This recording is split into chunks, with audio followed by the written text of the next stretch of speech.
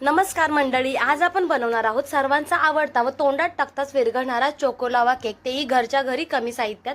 तर यासाठी आपल्याला डार्क चॉकलेट घेतलेली आहे। तुमच्याकडे डार्क चॉकलेट नसेल तर तुम्ही डेअरी मिल्क चॉकलेट घेऊ शकता। ती आपल्याला थोडंसं दूध व थोडंसं बटर टाकून छान अशी मेल्ट करून घ्यायची आहे। डायरेक्टली फ्लेमवरती नाही ठेवायची आपल्याला। सो एका भांड्यामध्ये पाणी घेऊन जरी तुम्ही केले तरी चालेल। नंतर आपल्याला एका भांड्यामध्ये अर्धा कप मैदा, अर्धा कप पिठी साखर, एक 5 चमचे कोको पावडर, थोडंसं एक अर्धा टेबलस्पून आपल्याला बेकिंग पावडर, 1 चमचा तूप ॲड करायचं आहे व हळूहळू दूध टाकत आपल्याला ह्याचं बॅटर बनवून घ्यायचं आहे। छान असं बॅटर बनवून झालं की आपल्याला इथे मोल्ड किंवा वाट्या घ्यायच्या आहेत। माझ्याकडे वाट्या आहेत। सो एका वाटीमध्ये आपल्याला 1-1 चमचा आपल्याला बॅटर टाकून घ्यायचं आहे। नंतर त्यामध्ये आपल्याला एक मध्यभागी 1-1 स्पून आपल्याला चॉकलेट जी मेल्ट केलेली आहे ती ॲड केली आहे।